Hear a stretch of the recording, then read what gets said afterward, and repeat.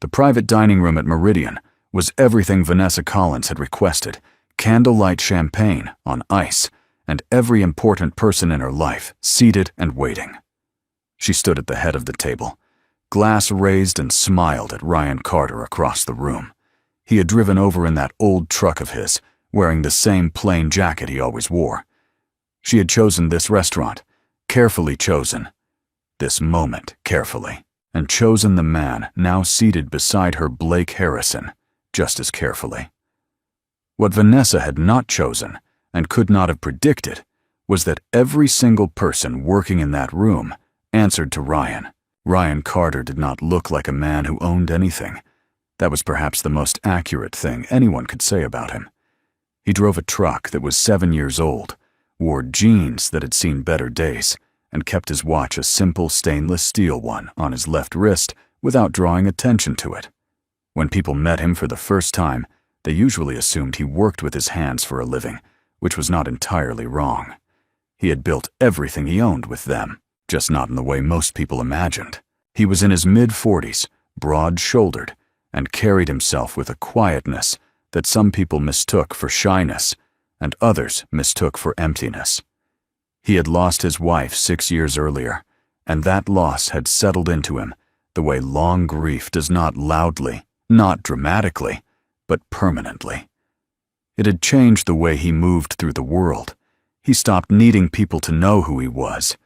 He stopped needing much at all, except the work and the rare, specific feeling of sitting across from someone who made the noise in his head go quiet. Vanessa Collins had done that for him in the beginning.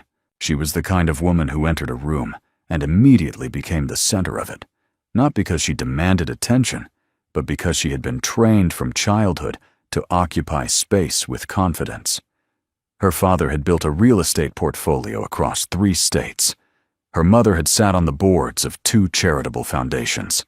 Vanessa had grown up understanding that the world sorted people into categories, and that the worst thing you could do was end up in the wrong one.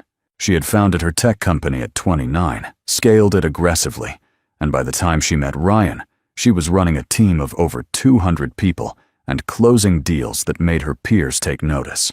What had drawn her to Ryan in those early months was something she never fully explained, not to her friends, not to her family, and perhaps not even to herself. He was different from the men in her circle. He listened without interrupting. He did not talk about money or status or positioning.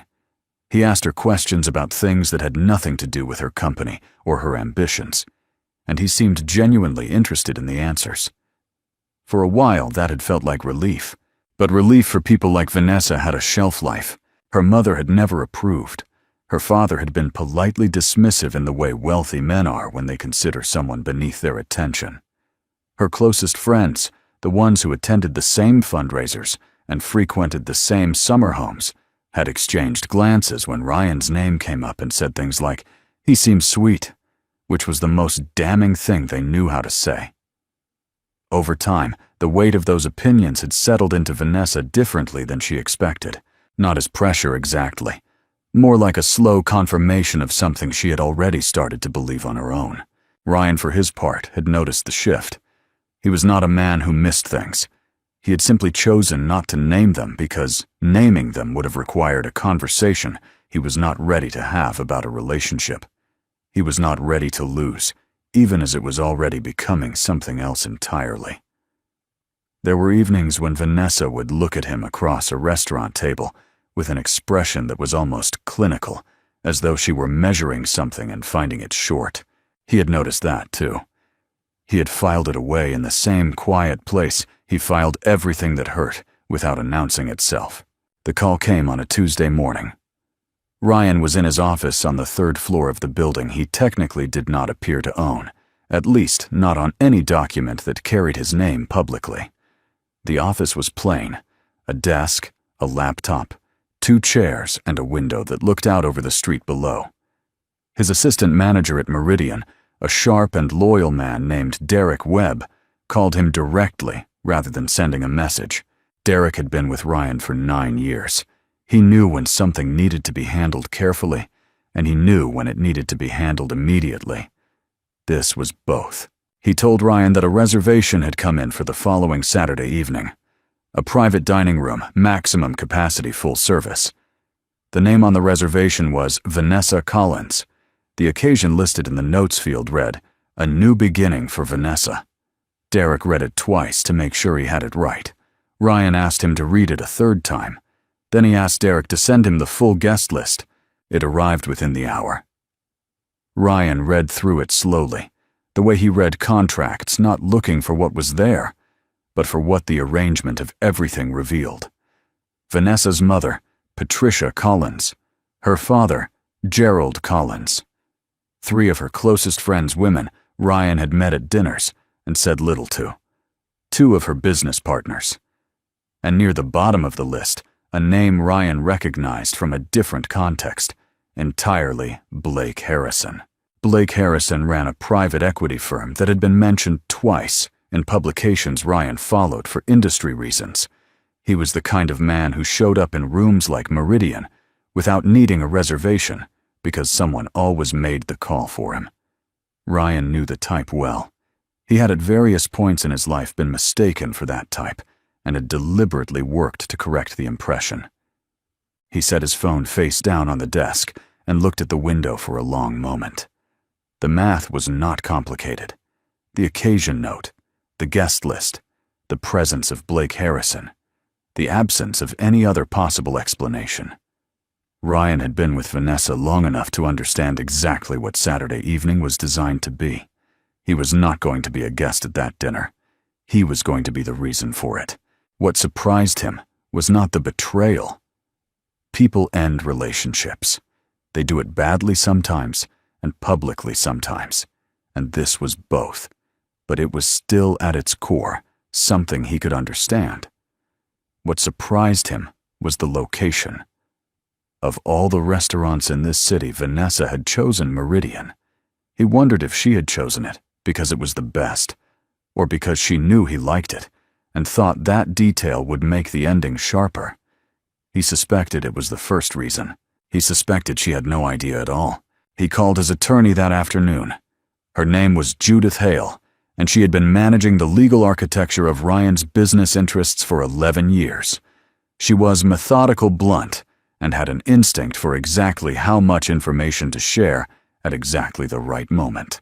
Ryan told her what he knew. He told her about the dinner, about Blake Harrison, and about the note on the reservation.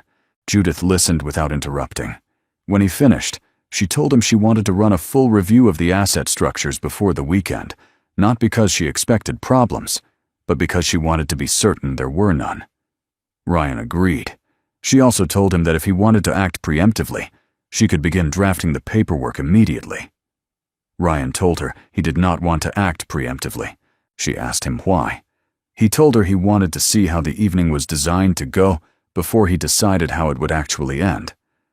Judith said nothing for a moment, which for her was the equivalent of a long speech. Then she said she understood, and that she would be available Saturday if he needed her. Ryan spent the rest of the week continuing as he always did. He answered emails. He reviewed vendor contracts for 2 of his other properties. He had lunch with a commercial real estate broker about a space he was considering in the northern part of the city. He did not call Vanessa more or less than usual. He did not behave differently. He was on the surface a man with nothing unusual on his mind, which was, he had found over the years, the most useful thing a person could be. Vanessa, in the meantime, was preparing with the kind of precision she brought to everything she considered important. She had called the restaurant herself to confirm the private room. She had selected the menu in advance, going back and forth with the events coordinator over 3 separate emails until every course reflected the standard she expected. She had told her mother the evening was going to be a new chapter, which Patricia Collins had understood immediately and approved of with the enthusiasm she reserved for decisions that aligned with what she had always believed should have happened sooner. Blake Harrison had been introduced to Vanessa's circle 3 months earlier at a reception for a technology investment forum.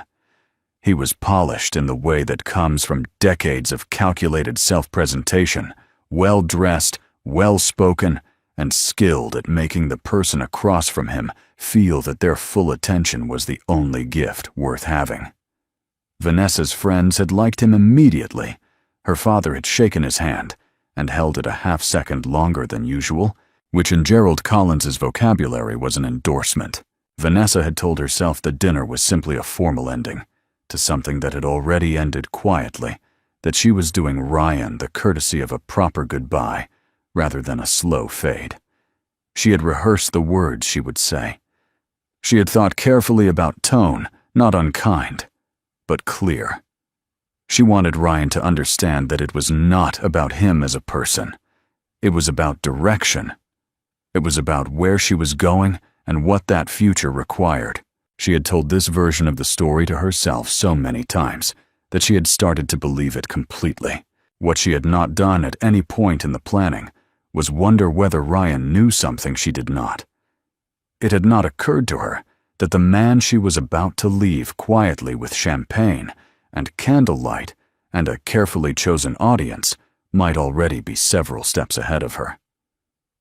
She had looked at Ryan Carter for years and seen exactly what she expected to see. It had never crossed her mind that expectation could be the most expensive thing a person carries. By Friday evening, Judith Hale had completed her review and called Ryan with the results. Every asset was structured cleanly and separately. There was no exposure. There was no risk. Everything Ryan had built over the course of 20 years was exactly where it had always been. Protected, layered, and entirely invisible to anyone who had never thought to look. Ryan thanked her and asked if she would be at Meridian by 8 o'clock Saturday evening. Judith said she would. He told her to bring the ownership documents for the property, not all of them, just the ones that mattered most, and told the clearest story. She asked him how he wanted the evening to go. He told her he wanted it to go exactly the way Vanessa had planned, right up until the moment it didn't. He hung up and sat in the quiet of his office for a while. Outside, the city moved the way it always did, indifferent, continuous, unconcerned with any one person's Saturday evening. Ryan thought about the years he and Vanessa had spent together.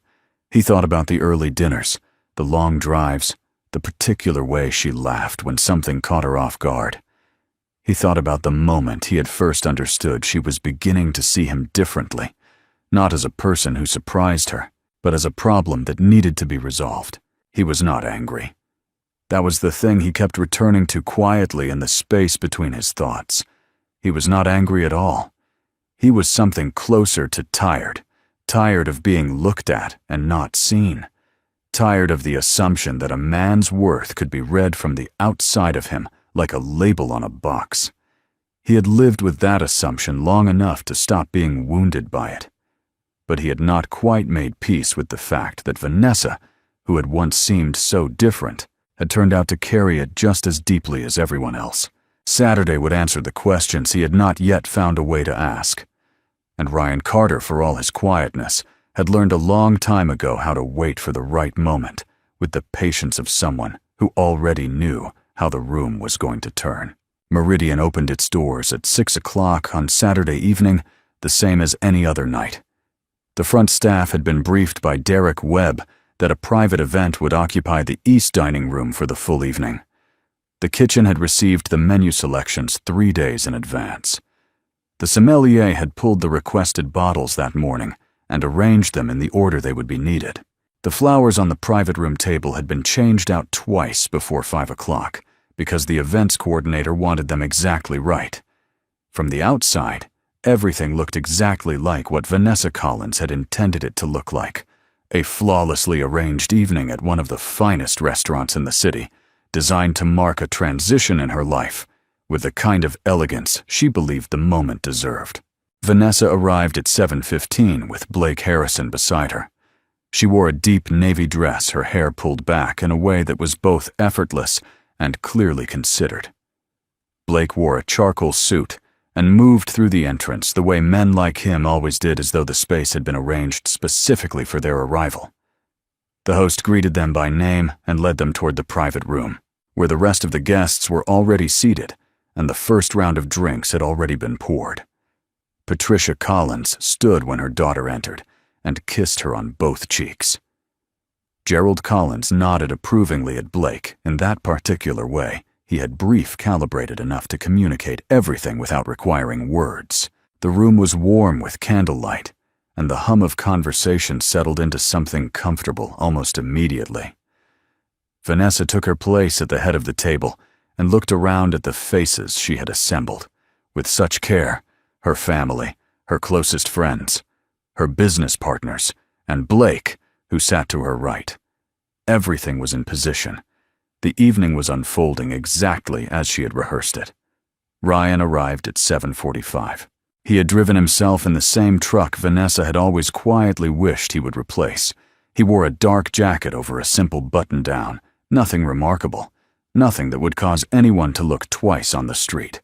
He entered through the main door and walked toward the host stand without hurrying.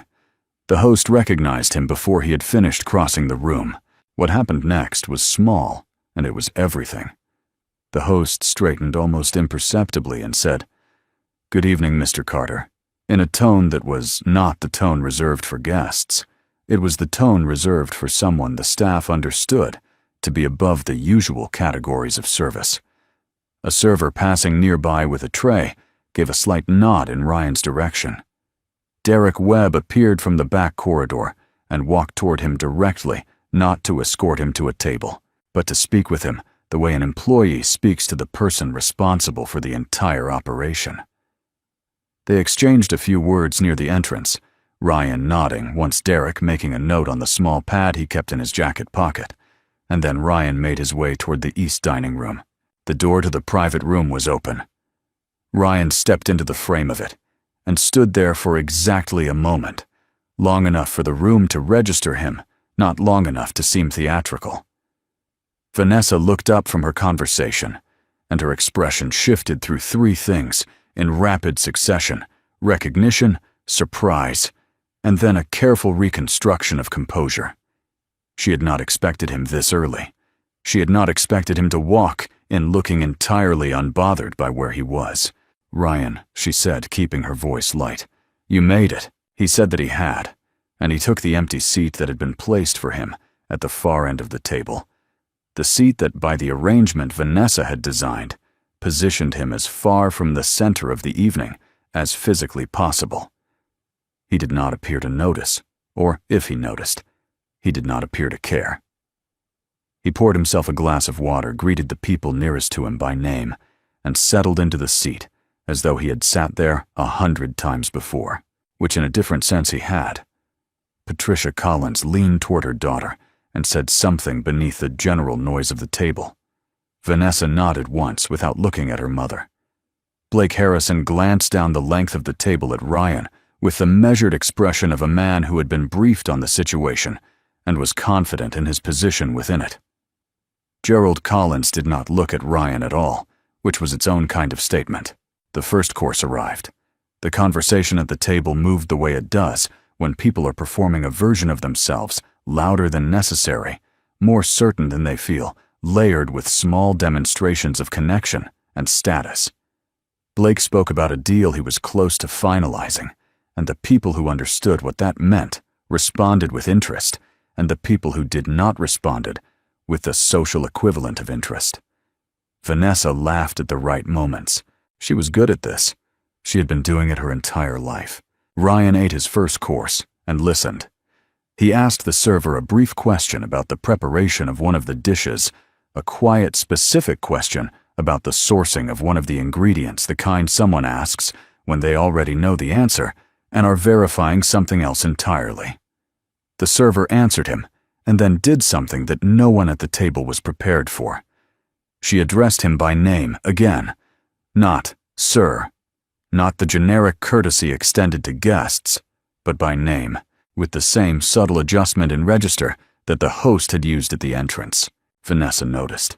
She filed it away and kept her expression neutral. The second course came and went. The conversation continued.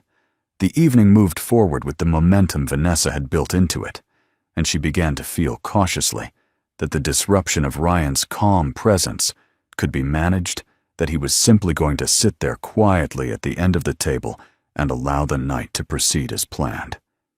She refocused her attention on Blake, on her parents, on the natural rhythm of a table that was, by all visible measures, doing exactly what she had intended it to do.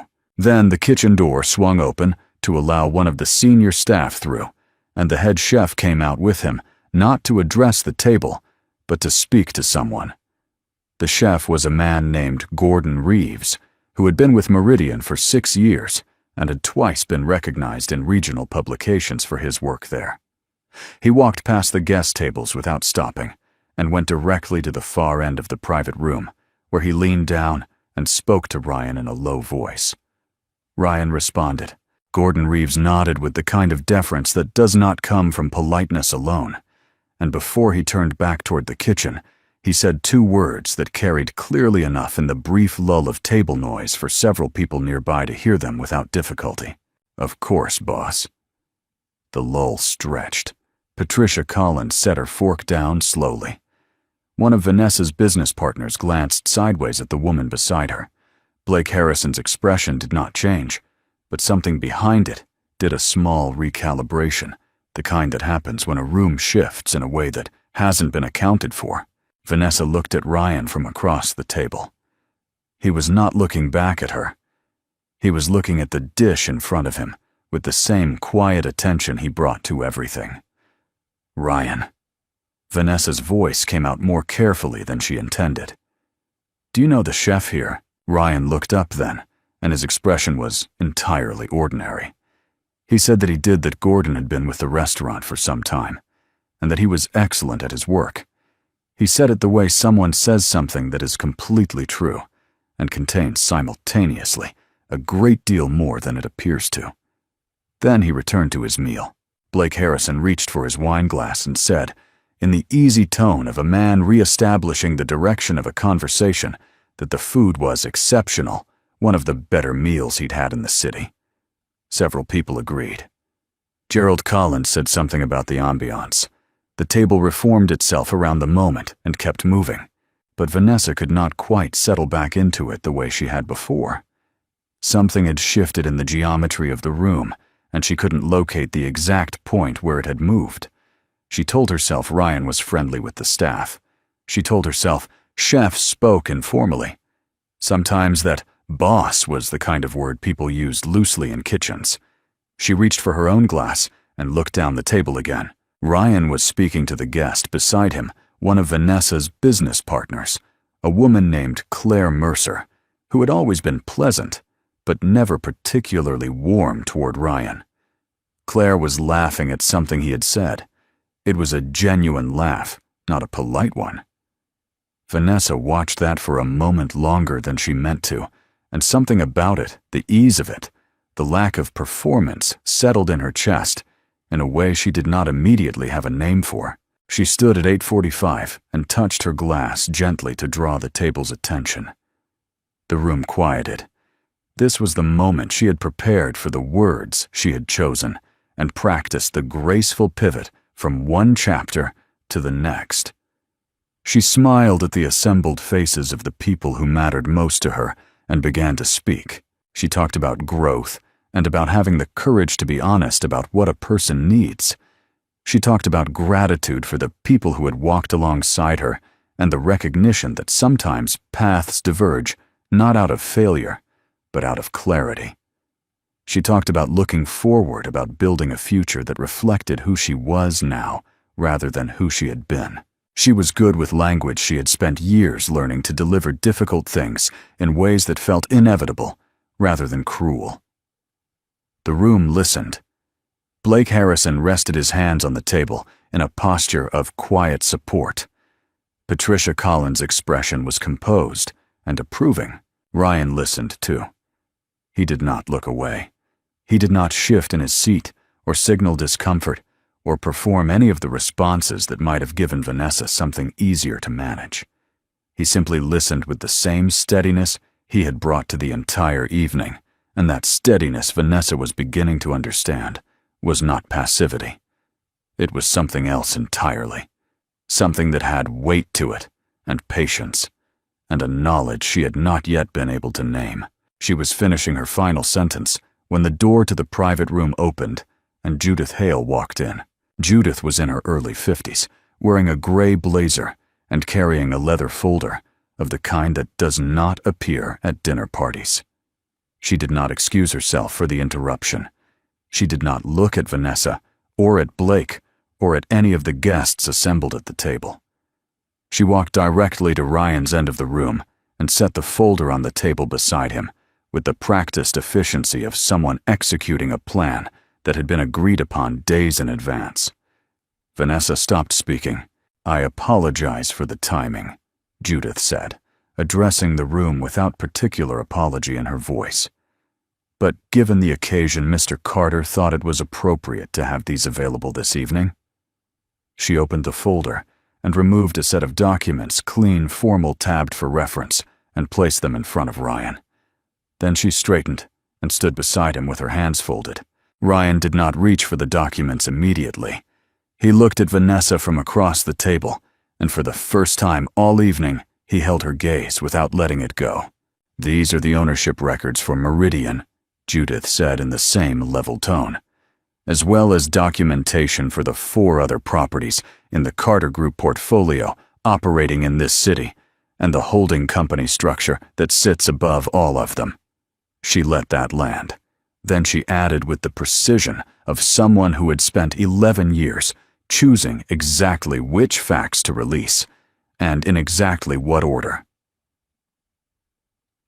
Mr. Carter is the sole founder and controlling owner. He has been since the restaurant opened 12 years ago. The room did not make a sound. Gerald Collins looked at the documents on the table as though they were in a language he did not speak. Patricia Collins looked at her daughter. Blake Harrison set his wineglass down with a care that suggested his hand needed something to do. Claire Mercer at the far side of the table looked at Ryan with an expression that was moving rapidly from surprise toward something that resembled reassessment. Vanessa stood at the head of the table with her champagne glass still in her hand. The speech she had practiced for weeks was still warm in her throat, and it had nowhere left to go. The restaurant she had chosen for its elegance, for the statement it made about who she was and where she was headed, had been for 12 years a place where every light fixture and every table and every door hinge belonged to the man she had brought here to leave behind. She looked at Ryan. He looked back at her. And in the space between them, which had always been wider than either of them, had admitted the truth of the evening settled into place, not with drama, not with noise, but with the quiet and irreversible weight of something that cannot be taken back once it has been seen. Nobody moved for a long moment. The candles burned. The ambient sound of the main dining room beyond the closed door continued as though nothing had shifted, because out there, nothing had. But inside the private room, the air had changed in the way it does when a truth lands that cannot be reframed or softened or absorbed quietly. It simply sat there on the table beside Judith Hale's documents, occupying the same space as the champagne glasses and the unfinished plates and the careful arrangements Vanessa had made over weeks of planning. Blake Harrison was the first to recover, which said something about him. He picked up his wineglass with a measured ease and said nothing, which was smarter than speaking, and he knew it. Gerald Collins cleared his throat and looked at the documents without reaching for them, as though proximity alone might tell him what they contained. Patricia Collins looked at her daughter with an expression that had moved past surprise into something more complicated, not quite sympathy, not quite accusation, but somewhere in the difficult territory between them. Vanessa set her champagne glass down on the table. Her hand was steady. She had spent enough years in boardrooms and difficult negotiations to know how to keep her body from advertising what her mind was doing. She looked at Judith Hale and said in a voice that was almost entirely controlled that she was not sure what the purpose of this was. Judith said the purpose was clarity, and that Mr. Carter believed the evening called for it. Vanessa looked at Ryan then, and something in her expression shifted the careful composure, thinning slightly at the edges. She said his name, not as an accusation, more as a question she hadn't finished forming yet. Ryan stayed where he was. He did not stand dramatically or raise his voice or reach for the documents himself. He folded his hands on the table in front of him and looked at Vanessa across the length of the room with a steadiness that had nothing aggressive in it and nothing apologetic either. He thanked Judith and told her she could step out, that he would take it from here. Judith collected the folder, left the documentation on the table, and walked out of the room without ceremony. The door closed behind her. For a moment, no one spoke. Then Gerald Collins said more to the room than to anyone specific that this was all very surprising. Ryan looked at him briefly and said he imagined it was. There was no edge in it. It was simply an acknowledgement of fact, delivered in the same tone Ryan used for everything, which made it somehow more difficult to respond to than anger would have been. Gerald Collins did not speak again after that. Vanessa moved around the table. She did not make a production of it, but she closed the distance between herself and Ryan's end of the room until she was standing close enough to speak without the whole table hearing every word. The guests watched without pretending not to. Blake Harrison turned his wine glass slowly by the stem and kept his eyes on the table in front of him. She told Ryan she hadn't known. Her voice was lower now, stripped of the rehearsed quality it had carried during her speech. She said that, if she had known the restaurant was his, she never would have, and then she stopped because the sentence had no good ending. She never would have chosen it was the honest completion. She never would have come here, which meant the only thing she was expressing regret about was the location, and she was self-aware enough in that moment to hear how that sounded. Ryan looked at her for a moment before he spoke. He said he knew she hadn't known, and that it didn't change anything either way. He said it gently, which was worse than if he had said it with distance, because gentleness in that context carried a finality that coldness doesn't. Coldness can be argued with. Gentleness that has already arrived at its conclusion cannot. Vanessa said she thought they could talk about this, not here, not tonight, but somewhere. She said that the way things had unfolded was not what she had intended, that it had gotten complicated, and that she had made decisions she might have made differently given more time. Ryan listened to all of it without interrupting. When she finished, he said quietly that he believed her. He said he thought she was telling the truth about her intentions, and that she probably had reasons for each decision that made sense to her at the time. Then he said the thing that changed the temperature of the room more than anything Judith's documents had accomplished.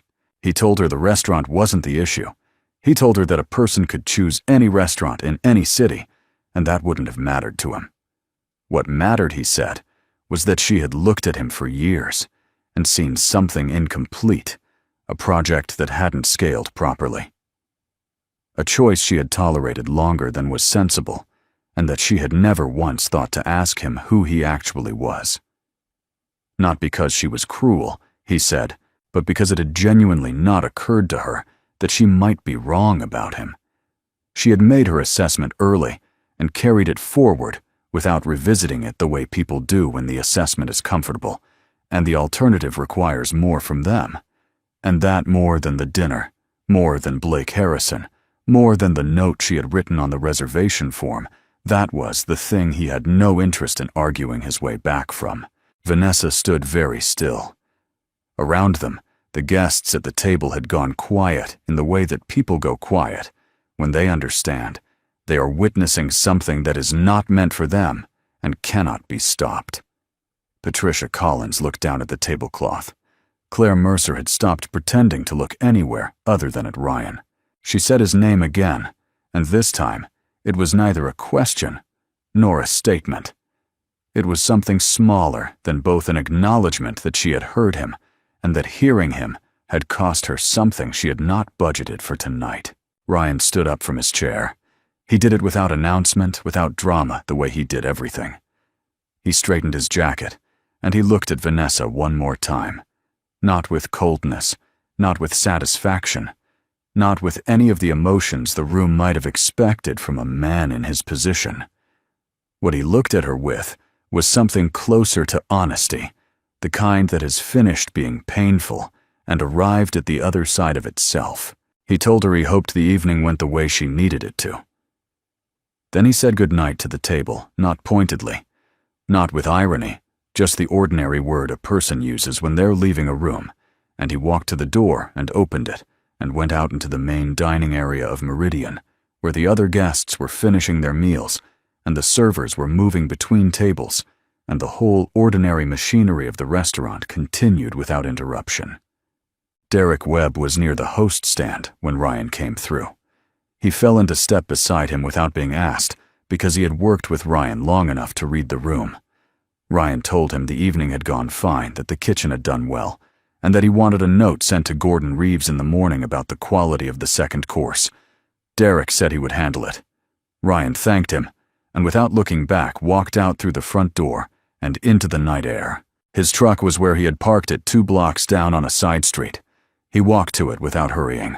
The city made its usual sounds around him, distant traffic, the low rhythm of a night that had no particular interest in what had just happened, inside one private dining room in one restaurant among hundreds.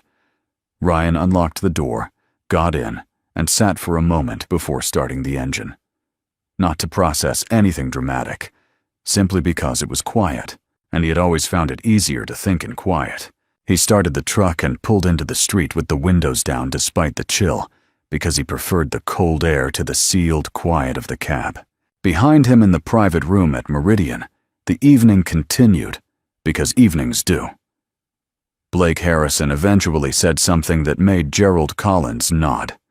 Something about market conditions, or a recent acquisition, or any of the dozen topics men like them return to when they need solid ground beneath a conversation that has gone unsteady. Patricia Collins refilled her daughter's glass with the careful attention of a woman who understood that what had just happened could not be repaired tonight, and possibly not ever, but that the immediate task was to keep the table from collapsing entirely. Vanessa sat back in her chair and looked at the ownership documents still resting on the table near the empty seat where Ryan had been. She did not reach for them. She did not need to read them to understand what they said. She understood perfectly well, better, in fact, than she had understood anything about Ryan Carter in all the years she had spent deciding she already knew him. She did not have a word for what she felt. It was not grief exactly, and it was not humiliation exactly, though it contained elements of both. It was something more specific than either the particular feeling of having arranged a situation with great care, and then discovering that the foundation you built it on was not the foundation you thought it was, and that the person you had underestimated had always been quietly and without announcement, standing on entirely different ground. Claire Mercer, seated across from the empty chair, looked at the documents once, and then looked away. She had always been polite to Ryan at these gatherings, and she was now recalibrating what politeness had cost her in terms of actual attention. She thought about the question he had asked the server during the first course, specific technical proprietary, and understood now what it had been. Not curiosity. Verification. He had been checking the quality of his own kitchen from the far end of someone else's party, and none of them had understood what they were watching. In the months that followed, Ryan did what he had always done. He worked. He expanded the Carter Group by 2 properties, one in the financial district, one in a neighborhood that had been underserved by quality dining, and that he had been watching for 3 years. He hired well, and paid well, and made decisions based on what he knew rather than what looked good from the outside. He gave a significant donation to a workforce development nonprofit that trained people for careers in the hospitality industry, which was something he had been doing quietly for years without publicizing it. The organization's director sent him a handwritten note after the gift came through. Ryan kept it in the top drawer of his office desk without framing it, which was exactly where he kept the things that actually meant something to him. He did not speak about Vanessa Collins publicly or privately, because there was nothing to say that the evening at Meridian had not already said more precisely than words could. He started spending more time with a small group of people he trusted, people who had known him before the success had compounded to its current scale, and people he had met more recently who had come to him without knowing what he was worth and had stayed because of something else. There was a woman named Sarah Whitfield who worked in urban planning and who had met Ryan at a community zoning meeting where he had shown up without identifying himself as anything other than a local property stakeholder. She was direct in a way that reminded him of what he valued in people. She asked hard questions without softening them first, and she listened to the answers with the kind of attention that doesn't have an agenda behind it. On the evening they first had dinner together at a restaurant that was not his, she had asked him 3 questions in a row that had nothing to do with his net worth or his company or his plans, and everything to do with what he actually thought about things. He had walked back to his car that evening with the particular lightness that comes from being seen accurately, and he had not taken it for granted. Vanessa Collins rebuilt her composure the way she rebuilt everything with discipline and forward motion. She and Blake Harrison attended several events together in the months after Meridian and the social world they moved in accepted the pairing with the ease of a community that prefers resolution over complication. She closed a significant deal for her company in the spring that received favorable coverage in 2 industry publications. From the outside, the arc of her life continued upward without visible interruption, but there were moments in the middle of a long day or in the first quiet minutes of a morning before the structure of work reasserted itself when she returned to the private room at Meridian in her memory. Not to the look on her family's faces when Judith Hale opened that folder. Not to Blake's carefully managed expression, or to her father's silence, or to the ownership documents sitting unclaimed on the table after Ryan had gone. She returned specifically to what Ryan had said when she had closed the distance between them. The thing about her never having thought to ask who he actually was. Not because he was hiding, because she had been so certain she already knew. That particular truth did not dissolve when the evening ended. It followed her into the spring and into the summer, quieter than guilt, but more persistent, the kind of recognition that, once arrived at, has no clean way out. She had spent years developing the ability to assess situations quickly and act on those assessments with confidence. It was one of the things that made her effective. It was also, she was beginning to understand, one of the ways she had caused the most damage without knowing it. Ryan drove home that Saturday night with the windows down, the cold air moving through the cab of the truck, the way it did on nights when he didn't need music or noise or anything except the road in front of him. He was not celebrating. He was not grieving. He was occupying the particular space that comes after something has been resolved, not happily, not bitterly, but cleanly, with nothing left unspoken and nothing left undone. He had wanted to see the full shape of the thing before he ended it, and he had seen it. He had wanted to say what was true rather than what was strategic, and he had said it. The rest wasn't his to carry. He had learned that years ago in a harder season than this one. Some losses teach you what you are made of. Some endings, if you let them teach you where to go next. Ryan Carter turned onto the highway and drove into the dark with the steadiness of a man who had always known exactly who he was and had simply been waiting with more patience than anyone had given him credit for the right moment to let it show.